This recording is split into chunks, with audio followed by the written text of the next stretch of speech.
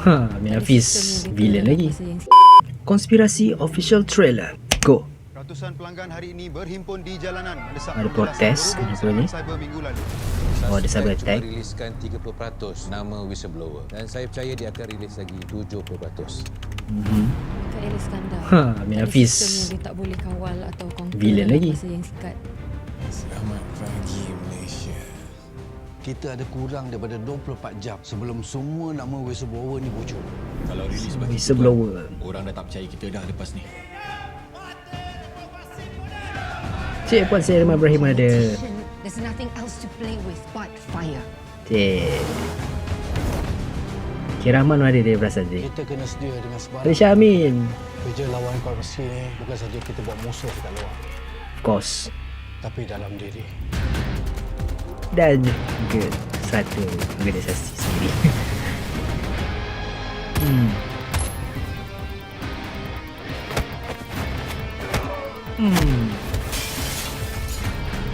Tak tahu crash macam kita macam Tanpa senarai itu, kita tak dapat nak buktikan Hey. ahli-ahli politik korup sekongkol dengan entiti luar. untuk Mesti jual Ramli negara ada. kita.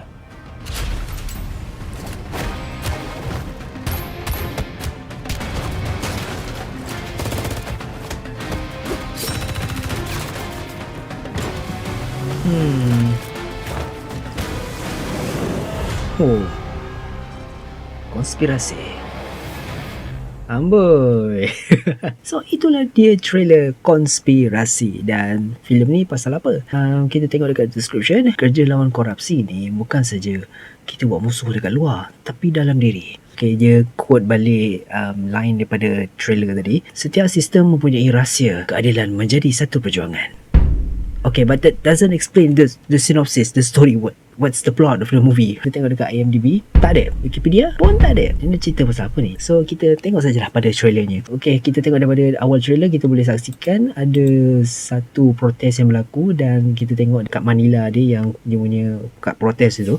So, dia kata pulangkan duit hasil titik peluh kami, duit kami, hak kami, kerajaan harus bertanggungjawab, rakyat deserve jawapan. Kemudian ada narration yang berkata tentang serangan cyber minggu lalu. So, maybe our antagonist yang lancarkan serangan cyber itu dan menyebabkan maybe dia membongkar corruption yang berlaku dalam kerajaan, menyebabkan rakyat ini turun protes lah. Amin Hafiz kembali sebagai villain. Dan so apa motivation antagonis kita ni? Adakah antagonis ni dia adalah antagonis yang cuba menegakkan keadilan, dia adalah misunderstood villain, ataupun dia memang totally villain yang betul-betul mahukan chaos? Dan menariknya dalam filem ini ialah dia tak gunakan negara fiction disebabkan dialog daripada Amin Hafiz iaitu Selamat Pagi Malaysia. So yeah, the fictionalized maybe adalah the party politics lah. So ada line daripada watak Rusdi Rapli ni di mana dia kata tanpa senarai yang whistleblower ni bocorkan, maybe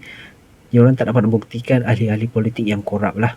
So yeah, maybe itulah objektif untuk villain kita. Dia cuba nak dapatkan senarai nama-nama whistleblower tu supaya mereka boleh di-track ataupun dibunuh dan tak dapat identify ahli-ahli politik yang korup lah, yang menjual harta, yang menjual negara kita kan. Maka tim Datuk Adik Putra ini cuba untuk trace lah villain kita ini supaya diorang boleh dapat balik nama whistleblower itulah supaya dalam tangan yang selamat lah. So apa pendapat korang dengan trailer ni? Adakah korang akan tonton filem ini bila dikeluarkan nanti pada 21 Mei? Adakah ini adalah filem comeback untuk Gas Abu Bakar setelah ketawaran sambutan untuk filem Kifarah?